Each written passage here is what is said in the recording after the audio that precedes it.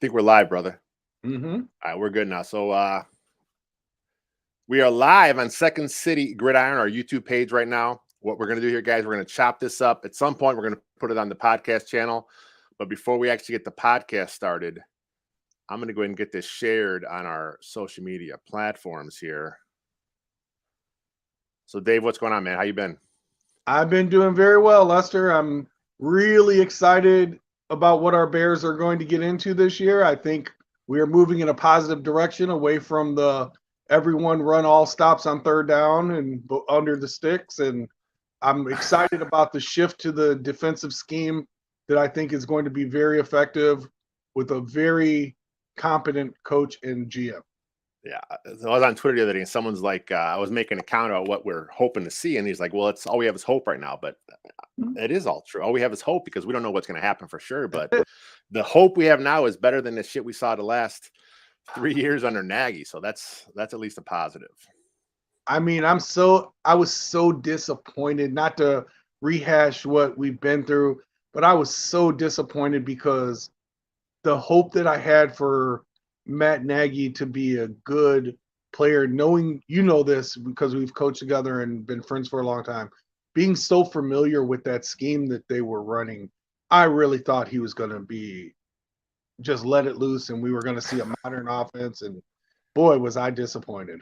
I was all in on the Nagy hire too. It was, it doesn't always work out like you want it to work out, but we'll see what happens here. I'm just trying to share this real quick to our Windy City Gridiron Twitter page, our Windy City Gridiron Facebook page.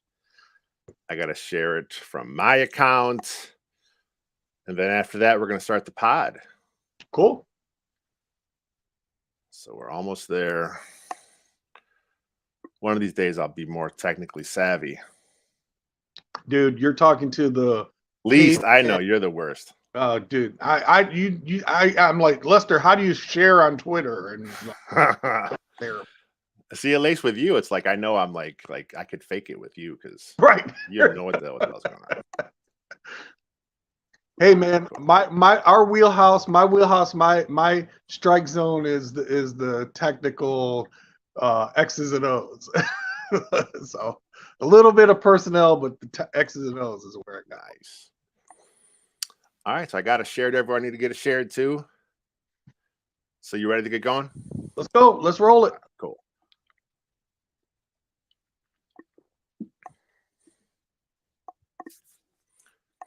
What's happening, Chicago Bears fans? This is T-Formation Conversation. I'm your host, Lester Wilfong, and I am joined today by a special guest, longtime friend of mine, Dave Scarbro, who has coached for 20 plus years at both the high school and the youth level. He knows his X's and O's. He knows his scheme stuff. And there's been some recent stuff going on around Bears Twitter, around the Bears social media stuff where there's just some topics I wanted to get him on and pick his brain about and kind of help educate me and educate the masses as well. So Dave, how you doing, brother? I'm doing good, Lester. Thank you for having me on. That's all good, man. So like I said, you coached for over 20 years, youth and high school. And you started way back when you were part of Glenn Kozlowski's first high school coaching staff. That was at Wakanda, correct? Yes. And Coach you actually in North Chicago, and what used to be the old Holy Cross is it was this school called Mother Gearin, and they closed it down. Oh, it's gone now? Yeah, they closed it. Oh man. So you followed Koz to 3 different spots. Yes. That's pretty good. And you've always worked in the offensive side of things, whether with quarterbacks, O-line, running back. So you've coached.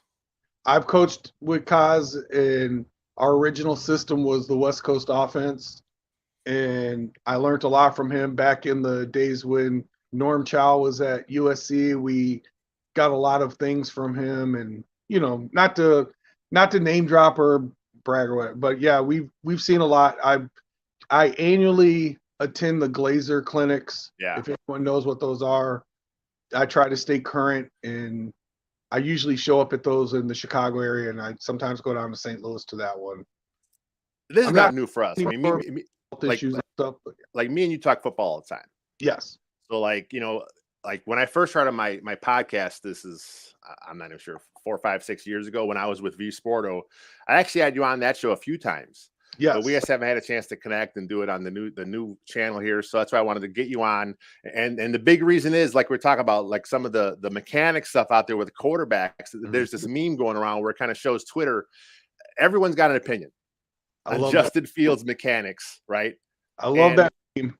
You know, it's like, I know just enough to be dangerous about certain topics, but I wanted to bring you on because you've coached quarterbacks. You know, you've been to a bunch of clinics with coaching quarterbacks. You know, I wanted to get your take on how some fans are so worried about the mechanics of Justin Fields. So, you know, I'm gonna give you the floor, and I know anyone that knows you knows you're like a wind-up toy. I get you going, you're gonna go. So I know. This is your time. Give me that when you need me to stop. I'll give you this here. So basically, I just want you to explain a little bit from a coaching standpoint. What is your take on people worrying about Justin Fields' upper body with his throwing motion? What's your take on that? Okay, Lester. So you know me, and I'll go back to our conversations we've had privately a little bit. So you've already heard this, but I will give everyone else my spiel. I'm a big West Coast offense guy, or was. I'm an air raid guy now, is my offense I prefer. But I studied Bill Walsh because he was my coaching idol, and I was in that offense when I first started learning. And Bill Walsh, who I think is the greatest quarterback guru of all time, and that's just my opinion. But anyway, he never said anything about the quarterback arm slot or how they threw it. And I was listening actually to a clinic online that he had recorded that a friend sent me. And a lot of people don't understand this about quarterbacks is your throwing power and your throwing accuracy all starts with your footwork. So the footwork is the biggest issue that a lot of quarterbacks have. And you have like your plant leg and what I call your drive leg. And you want to twist your hips or spin your hips to get the velocity on passes. So Bill Walsh used to say this thing about he does not care about a guy's arm slot. Once they've reached the NFL, the only thing you can really do is clean up their footwork to where their post leg and their drive leg are aligned and their footwork is aligned to where they're throwing with accuracy and velocity. As long as your accuracy and velocity are good, your throwing motion, you can't really fix that. You know, and I've seen the thing where people have shown the video of his arm go. That's all BS. You know, whatever way he learned how to throw, he knows how to throw. He did not get any of the accolades. He did not have his success with throwing inaccurately or without velocity. So to me, as long as his velocity and his accuracy are okay, which they have been, he's a very accurate quarterback. He threw, I believe, for over 65% at Ohio State. He was very accurate last year when we saw. I did not see, put an example, Mitchell Trubisky, not bring up ghost of the past, but when you watch Mitch Trubisky, the ball would sail on him. It would eat worms, as I always say. He would throw it into the dirt. It's because his footwork, and Lester, we mentioned this many times when we talked about it. To me, they could never fix his footwork to where his feet were putting him in a good position to throw the ball. So if you think of a quarterback's throwing motion and you see the hips rotating, the arm is just kind of like the whip coming after. Yeah. So this whole notion about arm strength and arm slots is, to me, it's, yes, would I like him to throw like, okay, I'm going to age myself here, the most beautiful thrower I've ever seen of a football? I know where you're going with here. I know. Todd Marinovich. Oh, my God. That's your guy. Hey, he may have stunk as a quarterback or whatever, but he was the most technically sound. Yeah. He was the most technically sound, beautiful thrower I've ever seen. So even if you throw like that, I mean, your mechanics are fine, but if your arm slot is off, you look back on guys like Vince Young, who was not a great NFL quarterback, but he was a great college quarterback because he had velocity and accuracy and he could run. You look at Jeff George, you look at that, hell, even Dan Marino. I mean, there's so many guys, you can count on your hands guys that have perfect mechanics. And I don't even think Peyton Manning had perfect mechanics. I think Tom Brady's mechanics were a little better. But anyway, you get my point. Like as far as the mechanics, like you're talking about, like when Justin Fields was coming out, there was a lot of talk about some people called it a hitch in his motion and in his delivery. So from a coaching standpoint, I know you can't really do too much about the release. He throws how he throws, but there's been some talk this offseason where some people think that they're working on his speeding up his release. Is that something that you can work on from a coaching standpoint? Yeah, yes, you can, because in that aspect, it comes from your ball placement where you're holding the ball. Okay. Like if you're holding it too high, holding it too low, and then how close or far away from your body will dictate how big of a, you see, The loop in the arm, yeah, but his arm, you don't want to have your arm do this to come back up to throw the ball. Yeah. In reality, you want to have the ball to where you just pop it back to where you're going to throw it. And for the guys listening to this podcast, make sure you come back through. If you want to see Dave Scarbro's visuals, he has a great job visualizing this. It's actually on our YouTube channel, Second City Gridiron. Right. But to your point, I know a lot of experts, in the process, for the draft nicks, they talk about they want a J motion, and Justin Fields kind of his is more of a.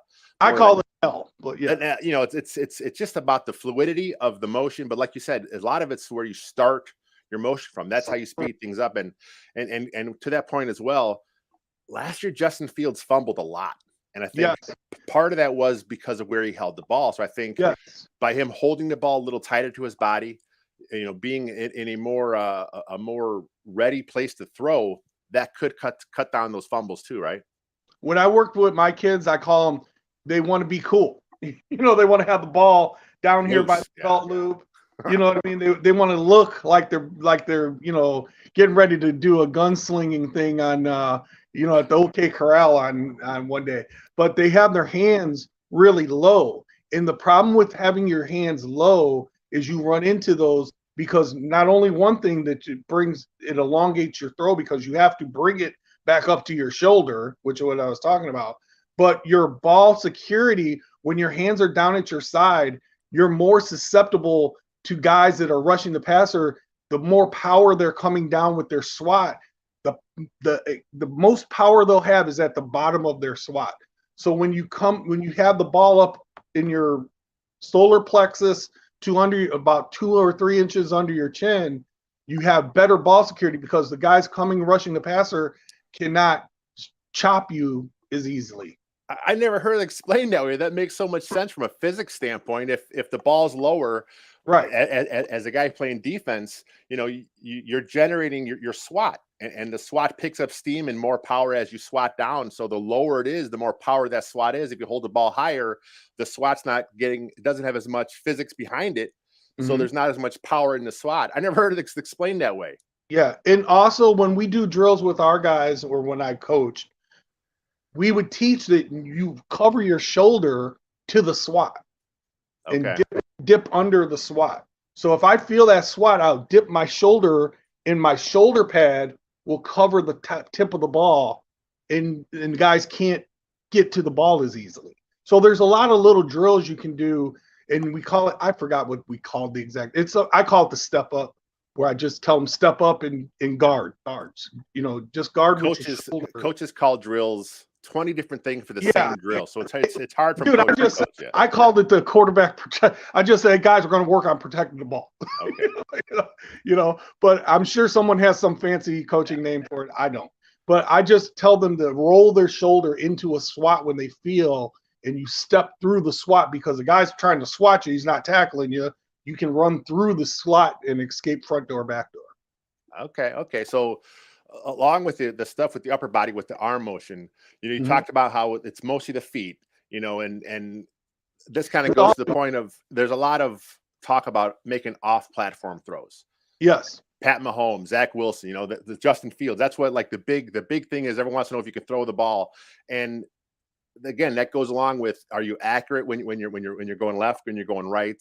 A lot of it is the hip torque you're generating, the direction you're throwing. It's all about, because you're rarely in a perfectly clean pocket with perfect mechanics.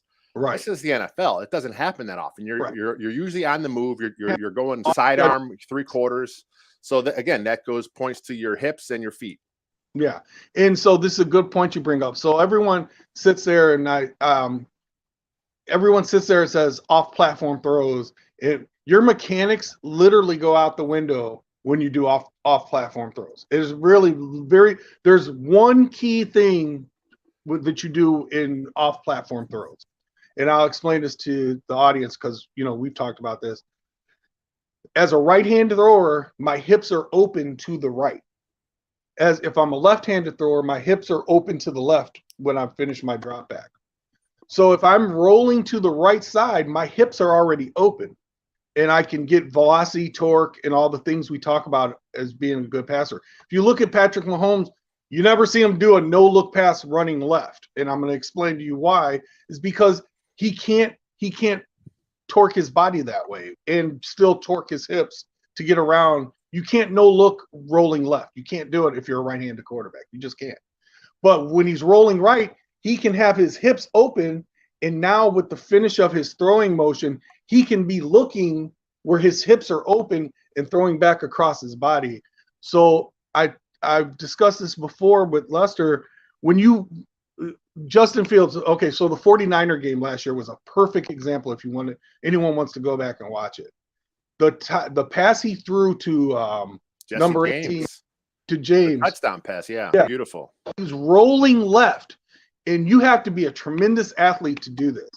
He's rolling left, and he flips his hips, and then he throws like a sidearm off balance, looking off balance. It was not off balance. It was not off balance because he flipped his hips, and his footwork was amazing on that.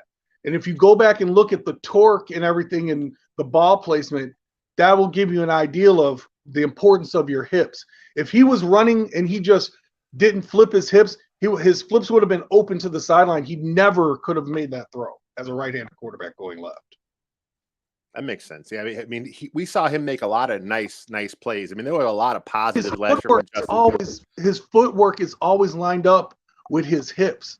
Justin Fields, being a good athlete and playing quarterback for so long, whoever has coached him has done a really good job. His hips are always where his plant leg and his drive leg are going in the same direction. And we talk about the aim shoulder.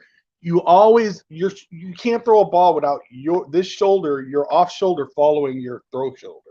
So your off shoulder is kind of where you're aiming. If you're throwing with just your arm, first of all, you're not going to last in the NFL very long because you're not going to be able to be accurate or have a lot of velocity just throwing a arm ball. That makes sense. So one more thing about the mechanics. Mm-hmm. There's been a lot made this offseason about how there was a photo taken at camp and it showed Justin Fields his footwork when he's under center. And they talked about how it's changed. At some point it was staggered, the left was back or the right was back, or it's even. I want you to talk a little about why does it matter where your feet are staggered when you're under center? Why does that matter, especially when it comes to the offense the Bears are going to run this year? Well, this is a great point, and there's twofold reason for it.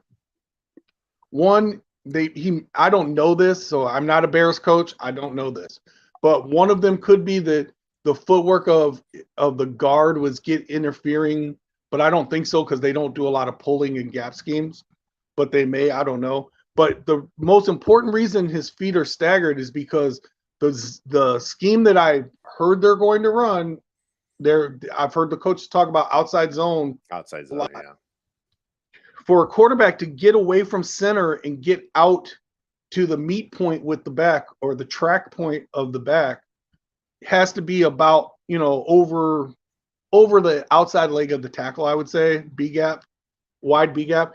And you have to be able to get out there. And if your feet are even, you're going to have to waste a step to open to that.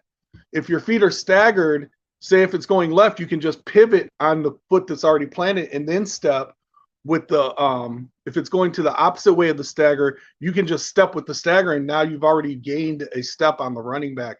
And it works out timing and it works out for all kinds of bootlegs and things like that. If you're going to drop straight back, it's also, we used to do this with guys in the West Coast offense because the first belief was to take that first step. You wanted to get as many yards as you could on that first step.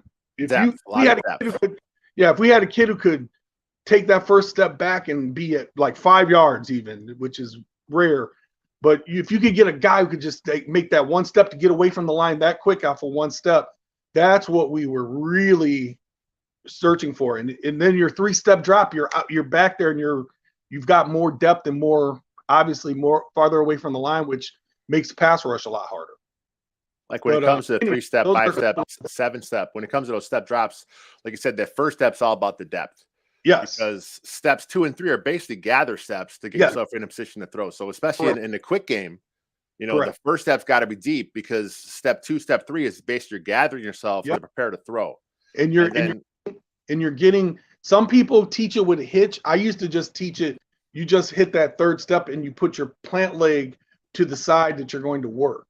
Yeah. And that's how I taught it. But there's, like you said, a million different ways. But I used to like to get my guy and say, I used to have a drill we would do where we'd have straight line in between their legs and they drop back. And if you were going to work the right side and you tell me right or left, you better have that post leg on the side that you're going to be working, because to me that naturally sets up your footwork, and it was a good way to teach kids. And this is more for like the straight drop back stuff. When it's play action, it kind of changes. Everything's different.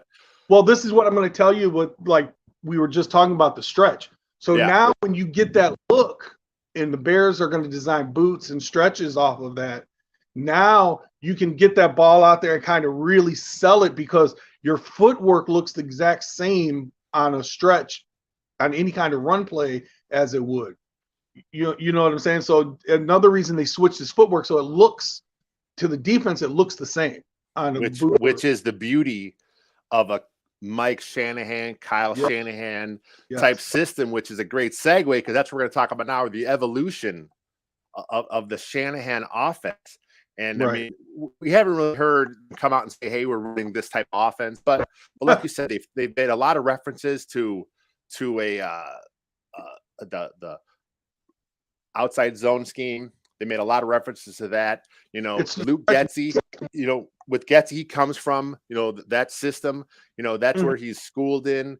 And the Mike Shanahan offense, it's like at least half the league, it seems like, is running a variation of it. And it's not all the same thing. I mean, it's his version. There's the Sean McVay version, but basically Mike Shanahan, legendary coach, this is not a West Coast offense. No, it's not. I saw an interview with Kyle Shanahan, and someone said it to him, and he was pissed. He's like, "This is not my dad's offense is not the West Coast offense. There are some similar principles, but it's a little different." And the big part of it is because of like we talked about, the outside zone scheme, a lot of the run plays marrying to the play action pass, a lot of play action passes here, and this all fits into what Justin Fields can do best. Well, it's funny to segue into that, to explain it a little more on the West. So anyone in football, and we've talked about this too, there's this thing called quick game. Everyone runs the quick game of the West Coast offense. No one else. It's been like that forever. So when you say it's not the West Coast offense comes back, and it isn't. It's not. I'm trying to explain the difference. The West Coast offense comes back to, now when you're 5 and 7 step drop things, what are those? And that's where I think Coach was talking about it not being the West Coast offense, because there's concepts like the flood concept, the over concept. There's different concepts of the 5-step game. Everyone in football, no matter what you run, whatever you claim to run, since the late 90s, everyone runs quick game the same. And that'll get into RPOs, but we'll talk about that another time. But that's what I was going to tell you. His point was that that's not the West Coast offense. This offense is based off of boot action, off of the outside zone, and it's based off of, I believe, and like I said, I feel uncomfortable saying this because I'm not a Bears coach, but from what I perceive, what I've seen, I think that they run a vertical stretch offense in their drop back game. Yeah, I mean, like I said, there's a lot of variations of it. Yeah. Sean McVay, LaFleur, the guy in the Bengals, they all kind of run a variation of it. Go ahead. I think their drop back, their 5 and 7 step drop back game is vertical stretch. Okay. Because with Getsy, he is also schooled in the Joe Moorhead. Yes. at Penn State. So that's a kind of My he has guy. that also as well from his time when guy. he was there, plus the time with Mike McCarthy with the Packers. But the last few years has been with LaFleur, which is a Sean McVay disciple, and Bears fans have seen this offense for a long time, and we've seen several quarterbacks run it. Justin Fields though with his 4.4 speed, that's like an added dimension. I mean, we've seen this offense take Matt Schaub to 3 Pro Bowls. Well, this offense has been successful. It's proven. Let's just hope it's going to be what we hope it to be. I'm going to do you one better, Lester. Do you remember when they had this guy named RG3? Oh yeah, Washington. Yeah. Yeah, and I know people like to crap on him because he had injuries and this and that. But if Justin Fields can get down, I mean, that's the kind of athletic explosion you're looking at out of this offense. So RG3, didn't he rush for like almost 1,000 yards when he was a rookie or something? I know he had a big year. I think he may have been a Pro Bowler that year too. That was of course Mike Shanahan was the head coach there. I think Kyle Shanahan was the OC there. So he was running the Shanahan offense obviously, and that's what's in Chicago now. But yeah, that's what I'm trying to say. The athleticism that Justin Fields has, you can get maybe that kind of production out of him. And I think that you're going to get more because I think Justin Fields is a superior passer than what RG3 was. So real quick while we're on the topic of the offense. So with Sean McVay, he obviously has his own coaching tree built off it. Are there a lot of differences in the strict Shanahan version as opposed to the McVay version that you're aware of? I would say we talked about this I would say formation wise because he runs, I don't know if there's any youth coaches out there or whatever. He runs Sean McVay when you look at his formations that he runs. Like the Bears, I believe, are going to run what I call strong and weak and what me and Lester used to call blue and green. Some offset eye stuff possible. Yeah. You're going to have like an offset eye kind of. And I think that's what the Bears are going to run. That's why we got blasting game. But Sean McVay uses his wide receivers and tight ends in a double wing look. And that's because his background is, I told Lester I was going to throw this in there. Sean McVay was the offensive player of the year in high school in Georgia. And he beat out this guy that we all know very well named Calvin Johnson for high school player of the year. And he comes from his base roots when he was in high school. He ran the double wing in high school. So I know that he really likes that formation and he's married a lot of his concepts into that. And you can marry it into that. I don't know. I don't think that Sean McVay runs as many counters with like a gap scheme with guys pulling to offset it, where I think the Bears may get into more gap scheme married with their outside and inside zone. Like a lot of those wham block coming back across. I think that's like the two pullers, like you'll start like one way, like you're going outside zone, and then you'll wrap either the fullback in the guard back around or it's wing tight end in the guard back around. Yeah. When teams start overflowing to the stretch and the boot actions. Yeah, and that's again where those actions come into play is that it's especially with a guy like Justin Fields, those backside defenders, they got to really be honest now.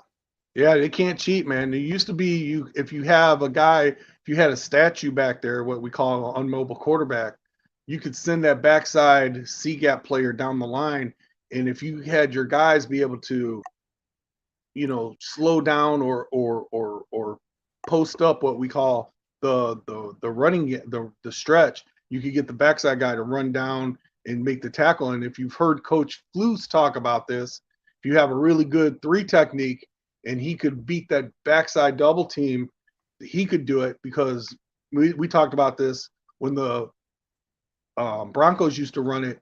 They got into a lot of, not hot water, but a lot of people hated playing the Broncos because they would cut that backside gap guys for the cutback. Yeah, back in the day, it was always backside cut blocks. Was that Coach Coach Alex Gibbs? Was he the O-line coach back then? It was. Yeah, Alex Gibbs. That's when I first started following the outside zone concepts, and that's where I started like, man, this is I've always liked the style of offense, and as an old lineman, cutting those backside guys, I can see why defenders hate it. Yeah, it sucks. And there's ways to teach the cut where it's safer, but it's dangerous in the trenches, man. It is. And you know what's funny is we talk about this, Lester, and I know, don't kill me, Bear fans, but I always tell Lester my favorite offense in the NFL to watch is Sean McVay's.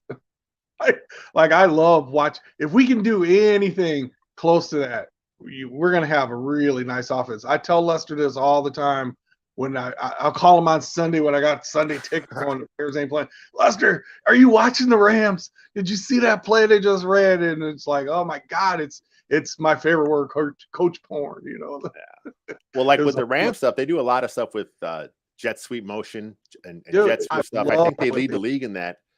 I love what they do. And then we saw Nagy the last few years where he would run a lot of jet sweep stuff, but the timing to me always seemed like he was off. Like there was never an actual threat to where the receiver was going to get the ball, because by the time they snapped it, he was passed. We gave the jet sweep 1 out of 10 times. I mean, yeah, and it's like if you're going to show the look. That this is why I'm excited to see what Getsy does, because he comes from a school of thought where everything is married off the other. This look has to look like this look because the play action has to match. And I'm just hoping we don't see any more of those random, like, what the hell was that play call? It made no sense because there's nothing in the Bears playbook that works off it. We're going to give them a counter, no deception, even though we never run the counter.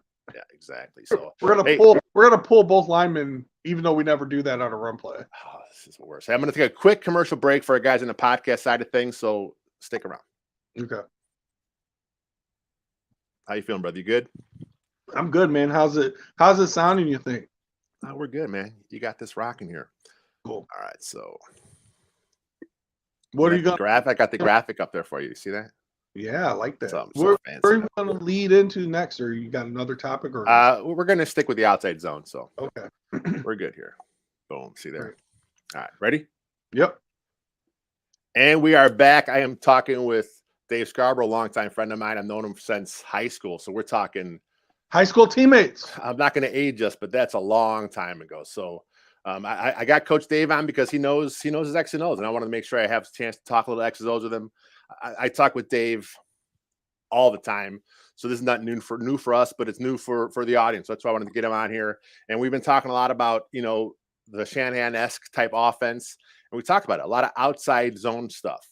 And as far as the Bears running backs go, we got Montgomery, we got Herbert, we got a few other guys they signed here, and it seems like they really want to do that kind of stuff. We've heard Coach Flus talk about it. We've heard Coach Getsy talk about it. They've all talked about the outside zone stuff. So from a coaching standpoint, what does the outside zone principle stuff do? What kind of stress does that put on a defense? Well, what it really does is it gets movement. It gets you flow movement to a side. And what it does is your defensive linemen, after a course of time, we all know this, if you've been running, it basically makes your defensive linemen run like 20 extra yards every play almost. Because you have to, once the offensive linemen get moving, it's not much stress on the offensive linemen, but the linebackers and the defensive linemen have to keep running to contain their gaps with the speed kind of the running back. So if you look at it, it's almost like you do a moving wall. And what the running back's aim point is, this is the rules for the outside zone running back. You run to the sideline unless someone makes you turn it up sooner.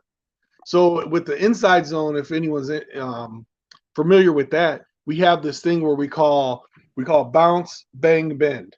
So bouncing would be going outside. This is for inside zone. And banging it is like just seeing a hole. First hole. Hit it. Bend is where you bend back. Whereas the outside zone stretch, you're not really bending back. You're either banging it in the B gap, or you'll see it right away. It'll split because one of the linemen are thirsty and wanted Gatorade and didn't run his gap over. And you'll see it, or you will just see to the outside, everyone will get a hat on a hat, and now it's a race between you and the inside linebackers to the sideline. And usually they don't win those, or they're behind because they have to do a place step they have to step and respect their gap on the snap of the ball. So yeah, that's the reads of the running back. You keep running until someone makes you bang it up in there. So we're talking about like the gaps you're aiming for. Now, like Yes. when they're under center, obviously the B gap is where the B gap is. But as the Right. play develops, like you talked Right. about, the O line is all driving the same direction. They're Right. moving their guys all the same direction. They're blocking whatever basically crosses their path. Right. And so those gaps are still there. They're just Right. moving. They're moving with it. So as the tailback, he's looking for the first hole he sees, and if something opens up, that's when you hear a lot of analysts say, "Hey, he stuck his foot in the ground and he went." That's what you want. You want decisiveness of the read. When you see it, you got to take it.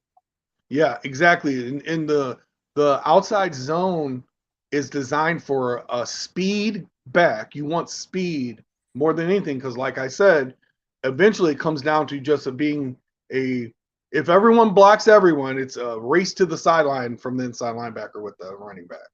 And if your running back's faster than that inside linebacker, it's going to be a long day for your defense if we can get head on a head.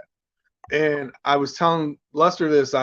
Bear fans get mad at me all the time on Twitter because I sit there and I go, I don't think. Look, David Montgomery is a fantastic back, and he's a really good back. I think he's a decent back, but this is not. When you look at, and I base this off, not my opinion, I base this off of what you've seen them draft, what you've seen them sign, and who they've talked about as far as fitting this scheme. I told Lester last year when we drafted the kid Khalil Herbert from Virginia Tech. I told Lester, I go, man, I've never seen, well, not never, but I have not seen this in a long time, how good of an outside zone runner this guy was. He was fantastic running outside zone. And I'm not trying to slam David Montgomery. I'm just saying that, in my opinion, you look at the back that they, like the kid they drafted, he's like 5'11", 200 pounds, runs a 4.4. The guy they got from Tennessee, the running back, Darian, whatever his name is. Yeah. He runs a 4.4. He's 5'10", 200 pounds. So you start to see what they envision for their style. David Montgomery is a great tackle breaker. He's 5'10", 230 pounds, sturdy back. In me and Lester's opinion, he's more of an inside zone guy, or if you're going to run a gap scheme, I would think he would fit in with a gap scheme. When I say that, it's a guy pulling, where you have pulling offensive linemen. I think that's the best scheme for him. But anyway, I got off on a tangent. I apologize. No, it's all good. No, like with Montgomery, he was drafted for an inside zone scheme. That's what the Bears ran under Nagy. Correct. So, he did work on his speed a lot last offseason. I'm sure he's doing it again this offseason. Yeah, but he's not 4-4.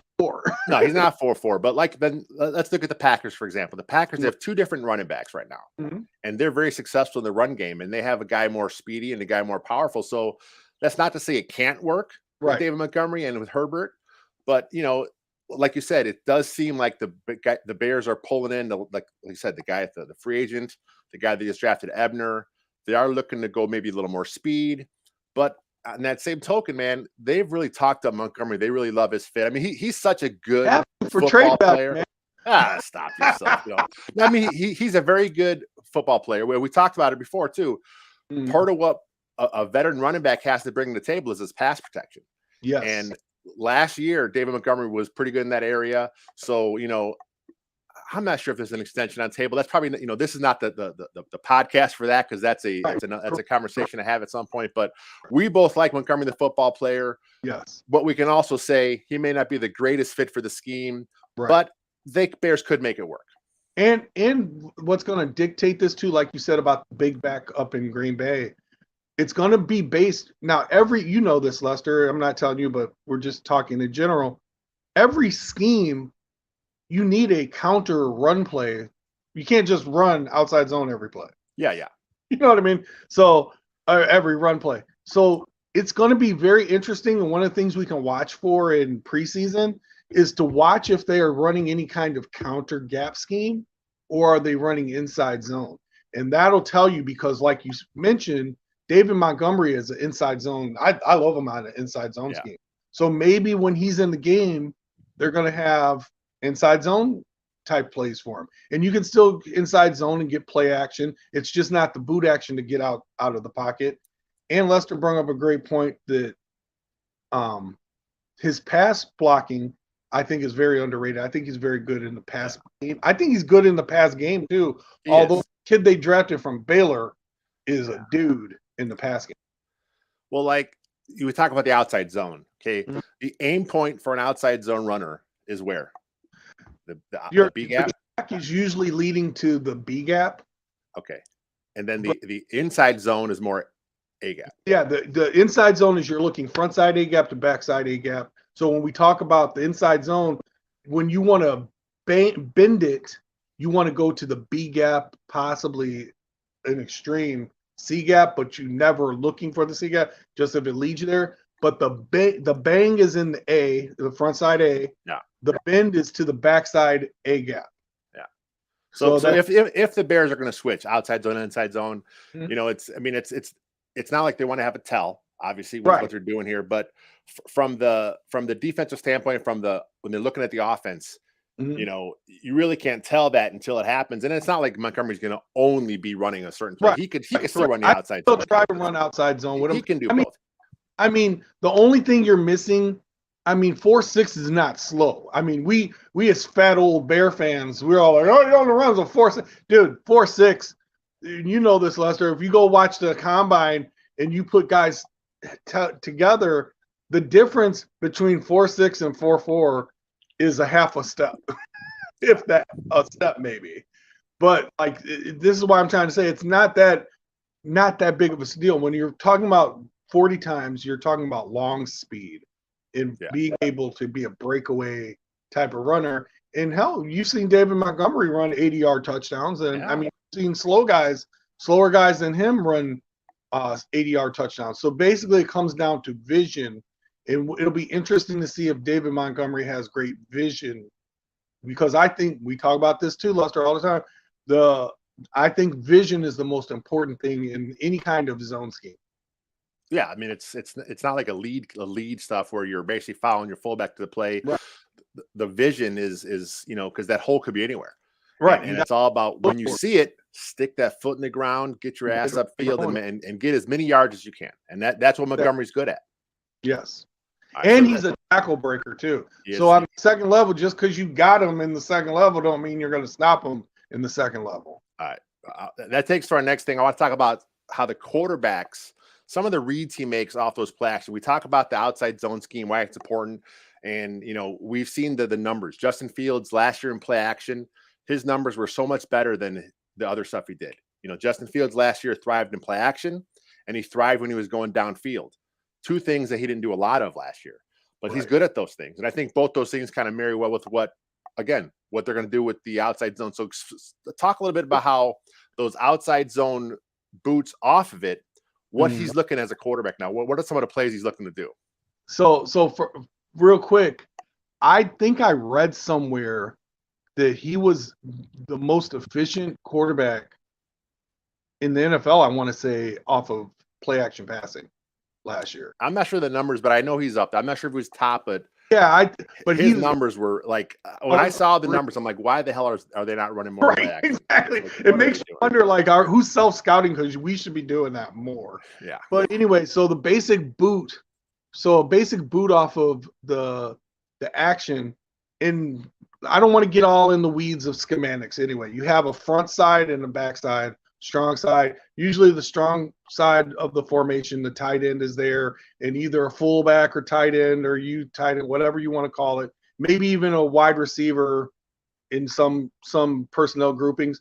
But when you boot that, you want to get your head back around, and you have what we call levels concepts on the boots. So you want to have a shallow, a medium, and a deep shot. And sometimes it's on the same side, but you want to have levels crossing into the quarterback's field of vision. So if we boot, say we try to run stretch right, a stretch outside zones to the right, you're going to have the tight end come back flat and be in the flat on the side when Justin turns his head. That'll probably be his first read. Then you'll have an over route, which will probably be the wide receiver if it's a wide receiver, wing tight end if it's a wing tight end, whoever. The number 2 receiver from the backside is going to come back, and he's going to run the mid-level route. And then you'll have the backside receiver away from the boot will be running either deep over or a post route. And on the front side, you're going to have the front side receiver either go down what we call sticks at the stick and stick at the first down marker, or you're going to have them do a comeback, or you're going to have them take the top off, which I see Velus Jones being really good at, but I'm just saying. But so the quarterback's going to come around. He's going to peek that whatever route it is to the outside receiver coming to the side he's booting to. Then he's going to go to his check down levels and see just where the hole is in the defense. You're not really reading coverage. It's all about who pops open off the play action. And this is why we talk about how those backside defenders are key. So as a coach, up in the booth, when you're watching this, right, you're waiting to see how those backside defenders are treating your run action. And Lester, the linebackers. Remember what I told you about the zone? The linebackers have to bail to get to that 4-4 guy to the sideline. So some of them cheat and don't take their read steps. If you catch guys doing that, now those mid-level and deep over routes are tough. So if your linebackers are flowing with the run action, right, and your tight end, who some Bears fans think is really slow, and in Cole Kmet, if the linebackers are flowing and Cole Kmet is coming across, that's true. So a guy like Cole Kmet, in theory, should be able to eat a little bit in this offense. Plays. That's why I don't know if you've seen this article. I don't know where I read it. They were talking about Blasingame being more active in this offense. It's because what they're going to do is they're going to run this thing called slide also when you have a fullback, and he's going to slide, and then the tight end will have the mid-level route. Cole Kmet, because he's so slow, he only runs a 4.6 or a high 4.6, but whatever. But to be fair, you are a Notre Dame guy, so I know that's your guy. Okay. But I love Cole Kmet. I know you do. But anyway, that brings us up to the fullback. That's actually the last thing I want to talk about. And you talked that article, I think it was Adam Johns in The Athletic. I think it was the Bears running back coach had a quote where he talked about Kerry Blasingame as the fullback. He's not a traditional, just blocking guy. Just blocking guy. This guy's a good athlete. Yes, very good athlete. And I'm going to tell you, the Bear fans know that because he almost took a screen to the house against us. Yeah. But on this thing where you have the slide, you'll have like the strong guy, and you'll fake the boot. He'll take a step like he's going to drop, do outside zone. He'll come back under the line, and he'll be the check down guy. He'll pop out open. 10 times he's going to be wide open in the flat. You'll see this around the goal line, but usually he's wide open because the linebackers have dropped back because they realize it's a boot. If they do, now this is where he comes into play because he can run. He'll be wide open, and the guy's a good athlete, like Lester said. So if your linebackers play loose, we dump it down to Corey Blasingame. If your linebackers come up tight or bite, now we have the mid-level and we have the deep crosser coming. I mean, it really, the beauty of this offense and why me and Lester love it very much, to tell you the truth, is because it really stresses the defense without being overly complicated. So the fullback in this offense, so to speak, I know as Bears fans, we watched what happened with Nagy. It was Trey Burton. It was Jesper Horsted. They seemed Jimmy Graham. They wanted that athletic move tight end. Some people call it a joker. In the Bears scheme, they called it the U. In this scheme, the fullback is essentially the U. Does what the U tight end did, and what we saw as Bears fans in Matt Nagy's scheme. So a lot of the same stuff they did with him. They can move him around and the wing and play action. And kind of, he's the guy that, like you said, sneaks back across and he's open underneath. So I'm going to tell you, just like if you watched, we talk about the Shanahan effect. If you watched a lot of 49er games, they have this guy named, a lot of casual fans may not know this. There are still fullbacks in the NFL, but it's a guy named Kyle Juszczyk, who's a very good tight end. And if you watch him, he gets a lot of gadget plays in that offense. And what I mean by slip screens, he gets a lot of little funky carries, like inside zone, cross the inside zone carry. He's a very tough player. They love to screen him. He's always like the check down guy. They've designed wheel routes where they've gotten him isolated on a slow linebacker because they didn't know he could do that. But if you want to go and watch on your all 22 NFL, whatever, go watch what the 49ers do with that guy, and you'll get a taste of what the Bears probably will do with an athletic fullback. And I think that I'm really excited because Luke Getsy keeps saying that he's not running that system. He's going to steal from a lot of other different. I'm really, really excited to see what they do. Well, they've talked about it since the new staff came in. They're going to build the offense around Justin Fields. They're going to build around his strengths, you know, and the stuff he wants to do. But on the same thing though, it's this style of offense that, you know, they're going to bring it in. It fits exactly what Justin Fields wants to do. Like we talk about the play action stuff. I can't wait to see play action passes more often. You know, dude, it's gone. And we have a guy who his best trait is deep ball accuracy. You know what I mean? Now, on that, he's one of the top guys as far as that goes. And now the Bears have Mooney with great speed, Velus Jones, great speed, Equinemius St. Brown, who I believe he'll be the starting X for this team, which is fine. You know, yeah, I mean, he's a legit speed guy. They have several guys that can stretch the defense, that can get downfield. That, well, again, it's not the most sexy names for the Bears receiving core, but Justin Fields said it today in an interview. They like what they got there. They believe in who they have in there, and we'll have to wait and see what happens. But I'm not down on the receiving core of the Bears have. So Lester, you like little tidbits like this. So Equinemius St. Brown's father, another Notre Dame guy, just to be that's your team, just to exactly. But Equinemius St. Brown, his father is John St. Brown, who was Mr. Olympia a few times. Yeah. So he also has his brother who plays on the Detroit Lions. Yeah. I'm on St. Brown. Yeah. Yep. Good genes. He never had in Green Bay, he never had a great chance to succeed. Yeah. Obviously for obvious reasons. And then with that quarterback over there, he seems some guys get in his doghouse where he doesn't want to go that direction. So I think a guy like St. Brown in the Bears scheme, 30 targets maybe. I mean, he's not going to be the top guy, but as your starting X, you know, he's going to be behind your Z. He'll have targets behind your slot, which is probably Byron Pringle. He'll have targets behind probably the tight end in the back. So he's there to help stretch the defense. I'm telling you, I think I may be in the minority on this, but for Velus Jones to be the first receiver they took, I think they have some serious. I mean, I hate saying this because when you compare a player to someone that people are like, oh, he said he's this guy. No, I'm not saying he's this guy, but I'm saying he can do some of the things that the kid from the 49ers can. What's his name? Deebo Samuel. I mean, the Bears have talked about it, that he has some of those same traits. Lester, have we talked about this? No, we haven't talked about this on here.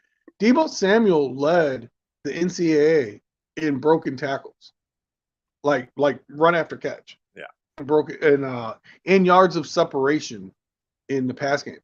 These are things that should not be taken lightly. He played in the hardest conference in the country, in the SEC. You're talking Velus Jones. Yeah, Velus Jones. Yeah. I mean, he's a good runner after the catch. He's good with the ball in his hands. The Bears have a plan for him. I mean, I'm not sure how much they're going to throw at him off the bat, but very high. The Bears have already talked about, you know, they want him involved. So he's their third round draft pick. I'm not expecting him to be, you know, a world beater as a rookie, but he is third round. Be in the mix. But he's not a young player either. He's played a lot of football. Yeah, a lot of football. I mean, that's some knock on him. Yeah, but I know it's a knock, but I'm telling you, it's not a knock for me. He's a mature. He's going to come in and work his butt off. He's not 20 years old thinking he's the greatest thing since sliced bread because he's 20 and he was playing high school football 3 years ago. This guy has had to work his butt off to get where he's at. And I will take work ethic and being hungry over overhyped stardom any day. Yeah, that's good. I mean, I'm optimistic with this Bears season. I'm not expecting a playoff team. I'm not expecting, you know, the offense to be, you know, a big time, you know, top 10 unit, but I'm expecting strides. I'm expecting Justin Fields to kind of show the Bears fans and show the NFL what he is. And a lot of national guys are down on the team. And I'm just, you know, I know it's hard from a perspective of I write about the Bears, cover the Bears, but I just don't see it being as bad as doom and gloom. What was the clown organization who said they're the 32nd team? That was one of the ESPN mathematical models, had them popping out as the worst team in the league, and it's like, okay, you need to throw that mathematical model into the trash. Yeah. That's such BS, because I'm going to tell you right now, even with, and Lester knows this, I'm not getting out over my skis. When the schedule came out, I texted Lester. I told him, I'm like, Bears are going to win 7 to 9 games, and everybody's like, oh, they're going to win. No, dude, the Bears are going to win probably 7 to 9 games, and however they're trending is going to be how many they. So say we jump out and we win 10, 11 games. Now the it's like, whoa, where did this come from? If they win like 8 games, people are going to be like, wow, the Bears had a great season. You understand? So I like the expectations being low, but I'm going to tell you, this is a 50-50 league, and very little separates you from being a bottom feeder and a top feeder. 4 years ago, the Cincinnati Bengals had the number 1 pick in the draft, and they just played in the Super Bowl. Yeah, so it's possible. Yeah. So my point to Bear fans is, be vigilant. Don't listen to half of these national pundits. All they do is they go in there and they read like who the guy on Twitter. Oh, I think the Bears are going to be terrible because they didn't draft my favorite receiver at number 3. Whatever. We won't know. None of us will know anything until we see what they're going to do. It's fun. It should be a fun season. I'm excited. But hey, I want to thank you for jumping on. This is awesome. Anytime. I love you. You're one of my oldest friends, and you're a great person, man. Great human being, and I appreciate the opportunity. So make sure you guys all follow Dave on Twitter at Papa Scarbs. Give me a follow on Twitter as well at WillFongJR. And Dave, you're actually doing some stuff on a Facebook page. You're one of their site experts at the Bear Tracks Facebook page. It's a private group, but you're on there all the time there. Every weekend you're doing something. Yeah, right? Every week we do a little football 101 type of thing. Yeah, we do some X and O's, and he just we get basic questions. If you're in the chat and you ask a question, I'll answer it for you, or try to answer it, and we chop it up over there. All right, man. And that is it. Until next time. All right. Bear down, my friends. Bear down, baby. Woo, woo. Nice. Hey, guys. Thanks for checking us out on the YouTube channel. Again, like I said, this will be chopped up, put up on the podcast channel soon. So for you guys that stuck with us, thanks so much, and bear down.